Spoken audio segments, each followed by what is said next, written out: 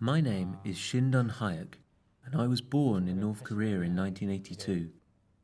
I was born in a political prison camp, in prison camp number 14 in Gachung, and lived there until I escaped in 2005 and arrived in South Korea in 2006. Shin Dong-hyuk is the only person born in a North Korean political prison who has ever escaped. Shin's story is one of the most shocking and brutal that's ever been told.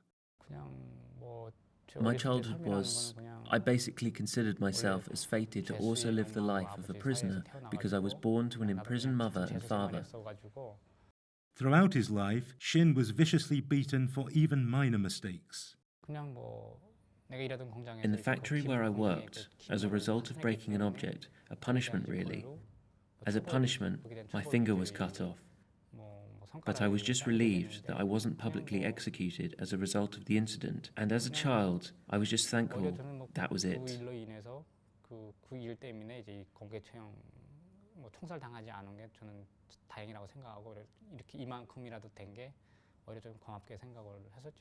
Shin feels the only way to make the world take notice of the atrocities in North Korea is to tell about his horrific experiences. In the book coming out, I reveal the secrets I've kept hidden, secrets behind my family, about my actions with regard to my mother and older brother, and how due to my actions, my mum and brother died. By telling the prison guards about his mother and brother's plans to escape, Shin thought he would be rewarded with more privileges. But the guards believed he wanted to escape with them and tried to torture a confession out of him. The pain that I dealt with, being beaten or hanging upside down, being seared with fire, all of these experiences themselves, I thought it was only right because I was a prisoner and because my mum and brother had committed a crime. The guards eventually gave up trying to get a confession out of Shin, and he was sent back to the camp where he witnessed the execution of his mother and brother. Currently in North Korea, North Koreans and those in prison camps don't have any power to do anything.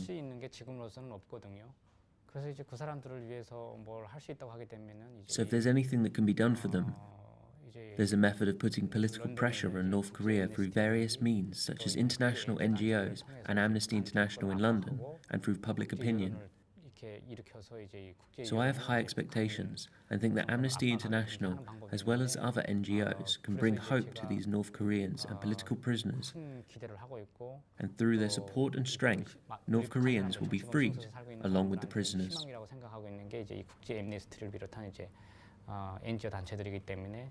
이들한테 후원해주고 힘을 실어주는 게 결국에는 북한 사람들이 자유가 되고 정치범 수용소에서 살고 있는 사람들이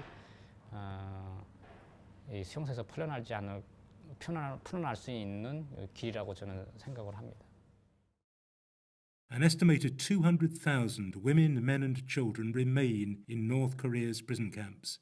They won't all be able to escape like Shin Dong-hyuk did. Text Amnesty ESCAPE to 70555 to donate £5 or visit amnesty.org.uk/escape and help close these camps. Half a century after the division of the Korean Peninsula, what does North Korea, the other half of our nation, look like now? An insulationist regime with military-first policy. North Korean government is still insisting on communism and authoritarianism. And now, North Korea is gradually moving toward the third generation of hereditary power succession. But what are the lives of North Koreans really like?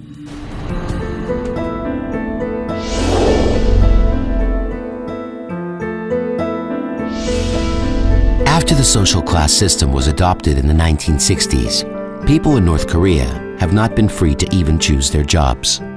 I could enter the People's Army because I was born into the right family background. In North Korea, there's one female soldier for every 100 male soldiers, so it's hard for girls to go into the military. But I could get in because of my family background. If you don't have such a background, you can't even go to college. And it doesn't matter how smart you are or what good grades you have, you'll end up working at farms or mines or construction sites that the government chooses for you.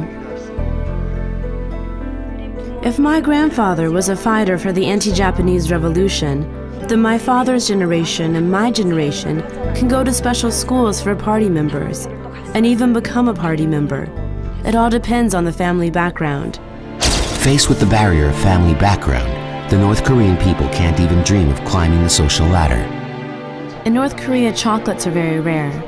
I thought I could eat these chocolates because my older brother is a pilot.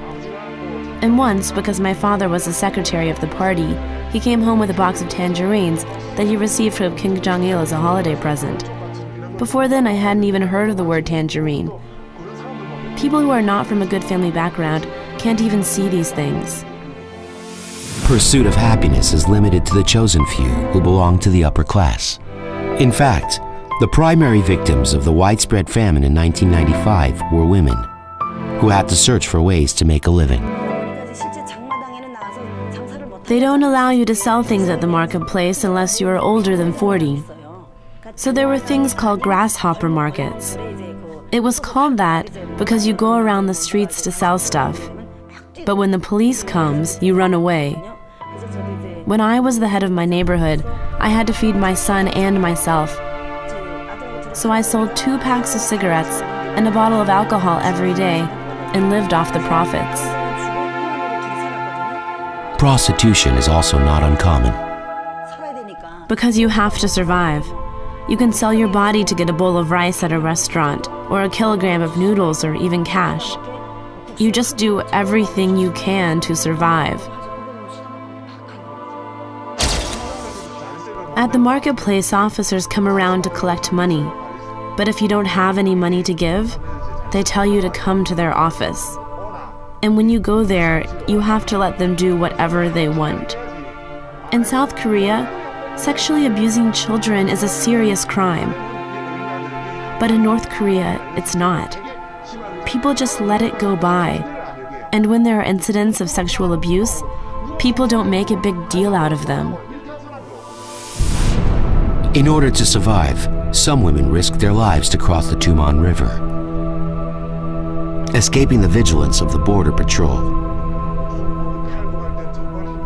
It's really difficult to put your life on the line to escape from North Korea. At first, I escaped with 2 other people. I could hardly keep my head above the water, but I thought I would die either way, so I just went on. A friend of mine was crossing the Amnok River to get to China, but was shot dead. But the corpse was in the river for more than a month.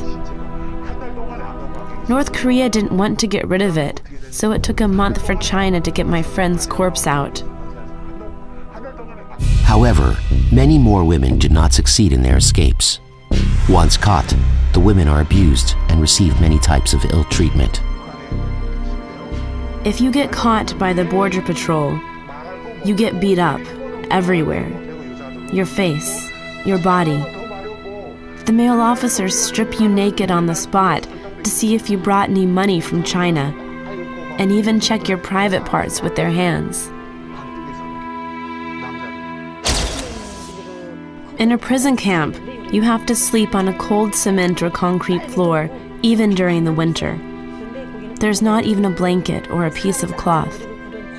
The guards also torture you, but what's more painful is the lice and bed bugs that come out at night. You can't see those bed bugs, but they get stuck between your fingers and toes and inside your navel. And you can't sleep because you are scratching all the time. That's why everyone in the camp, male or female, has some kind of skin disease. So for a month, my second daughter and I slept like a bat, hanging upside down on a small window. We had to lock our arms around the metal bar to keep ourselves from falling down. It was better to get bit by mosquitoes than by the bed bugs.